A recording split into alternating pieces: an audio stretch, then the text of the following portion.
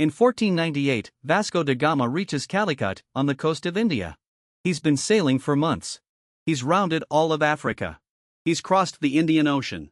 And when Indian merchants ask what he's come looking for, his answer is concise: Christians and spices. Pepper. It sounds ridiculous today, but black pepper was, in 15th century Europe, worth more than its weight in silver. A sack of pepper could buy a house.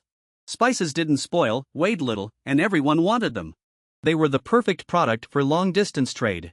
The problem was that spices came from Asia. And between Asia and Europe lay a chain of middlemen, Arab merchants, Venetian traders, each adding their markup.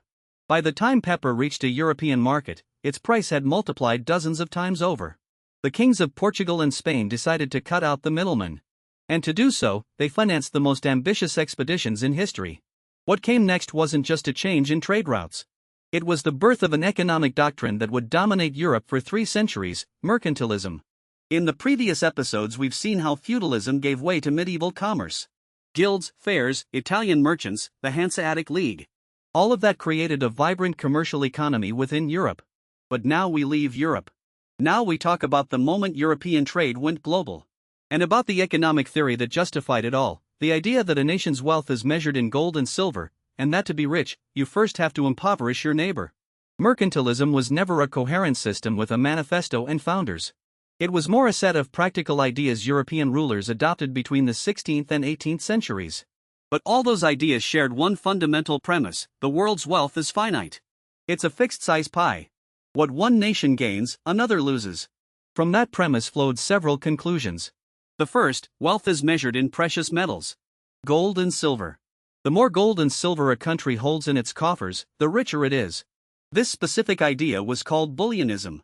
The second: a country must export more than it imports. If you sell more abroad than you buy from outside, the difference gets paid to you in gold. So the goal was always to maintain a favorable trade balance: lots of exports, few imports. The third: the state must actively intervene in the economy to achieve that favorable balance. High tariffs to discourage imports. Subsidies to promote exports. Commercial monopolies to control the flow of goods. And the fourth, perhaps the most important: colonies exist to serve the mother country. Colonies must send cheap raw materials to the homeland and buy expensive manufactured goods. Never the reverse. Today we know mercantilism's basic premise was wrong. Wealth isn't a fixed pie. Trade can create new wealth for both sides. Adam Smith would demonstrate that in 1776. But for 3 centuries, mercantilism was Europe's dominant doctrine. And its consequences were enormous. If one person embodies mercantilism, it's Jean-Baptiste Colbert, finance minister to Louis XIV for 22 years. Colbert was obsessed with the trade balance. France, he said, must manufacture everything possible within its borders and buy as little as possible from abroad. To achieve this, he created royal workshops for tapestries, porcelain, crystal, and textiles. He imposed sky-high tariffs on imported goods. He regulated the quality of French products with almost obsessive thoroughness. The textile regulations, for instance, specified the exact number of threads each type of fabric should have. He also invested in infrastructure. He improved roads, built canals, and expanded the French navy. All with the goal of France exporting more and better. Colbert's mercantilism worked to a point. France became a manufacturing power. But it also had deep problems.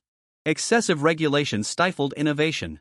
Tariffs made products more expensive for the French themselves. And the obsession with accumulating gold ignored the fact that a nation's true wealth is what it produces, not what it keeps in a vault.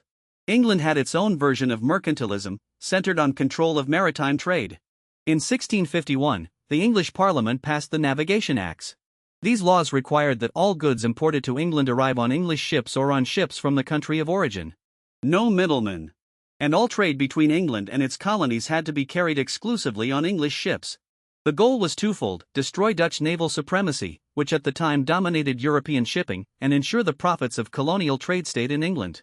The Navigation Acts were a direct cause of the Anglo-Dutch Wars of the 17th century. And a century later, they would be one of the causes of American colonial discontent leading to the American Revolution. American colonists were fed up with being forced to trade only with England, at prices England set. Mercantilism, with its obsession with controlling trade, ended up sowing the seeds of the revolutions that would destroy it. Meanwhile, something was happening that the mercantilists hadn't foreseen. Spain, the power most successful at accumulating precious metals, was discovering a painful economic lesson: having too much gold and silver can destroy you. Starting in 1545, when the mines of Potosi were discovered, immense quantities of silver began flowing into Spain. The Potosi mines alone would produce roughly 60% of all the world's silver during the second half of the 16th century. Global silver production went from 2.9 million ounces per year in 1521 to 13.6 million in 1600. The mercantilists should have celebrated. Spain was swimming in silver. But what happened was devastating inflation. Prices multiplied sixfold over 150 years. Historians call it the price revolution. Economist Earl J. Hamilton was the first to quantitatively document the relationship between the arrival of American silver and the rise of prices in Spain. And the logic was relentless: if the amount of money in circulation multiplies but the quantity of goods doesn't grow at the same pace, prices rise. It's the same logic we saw when we discussed inflation in Season 4. The paradox is that Spain, the nation with the most silver in the world, ended up ruined. The silver passed through Spain but didn't stay. Spain hadn't developed a strong manufacturing base, so it used American silver to buy products from France, England, and the Netherlands. Silver entered through Seville and left for the rest of Europe, enriching Spain's rivals. The lesson of the price revolution was devastating for mercantilism. Accumulating money is not the same as creating wealth. But it would take centuries before that lesson was fully learned. Mercantilism also produced an extraordinary institutional innovation: the privileged trading companies. In 1602, the Netherlands created the Dutch East India Company, known by its Dutch initials as the VOC. It was, in many ways, the first modern company in the world. The VOC received from the Dutch government a 21-year monopoly on all trade with Asia. But what was truly revolutionary was how it was financed. Any citizen of the Netherlands could buy shares. There was no minimum investment. And those shares could be bought and sold freely on the secondary market. This created the world's first stock exchange, the Amsterdam Exchange.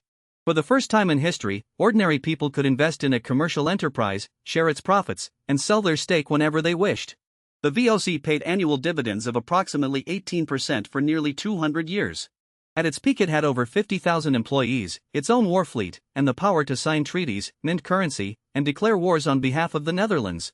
It was, literally, a corporation with state powers. The model was quickly imitated. England created its own East India Company, France its own. These companies were the instruments of colonial mercantilism. And their consequences, as we'll see in the next episode, were enormous. Mercantilism transformed the lives of millions of people who never heard the word. For a Spanish peasant, American silver didn't mean wealth. It meant inflation. Food prices rose faster than their income. For a Flemish weaver, the navigation acts meant lost markets. For a VOC sailor, it meant a contract of several years on the other side of the world, with a significant probability of never coming home. And for the peoples of Asia, Africa, and the Americas, mercantilism meant something far more profound: the arrival of Europeans who claimed their lands, their resources, and, in many cases, their freedom. Mercantilism wasn't just an economic theory. It was a way of seeing the world, as a game board where nations competed and where colonies were pieces to be used. That way of thinking had consequences that are still felt today. 3 ideas to take away from this episode. First, mercantilism was based on a mistaken premise that wealth is a zero-sum game. What one country gains, another loses. That justified protectionism, monopolies, and colonial exploitation. Second, the price revolution showed that accumulating money is not the same as creating wealth. Spain filled with silver and went broke, while its rivals who manufactured things grew rich. Third, privileged trading companies like the VOC were the first vehicles of global capitalism. They invented shares, the stock exchange, and the multinational company model. Mercantilist empires extracted gold and spices. But the greatest extraction was silver, and the greatest cost was human. In the mines of Potosi, in the holds of slave ships, on the plantations of the Caribbean, a new global economy was being built. The next episode asks, who paid the price?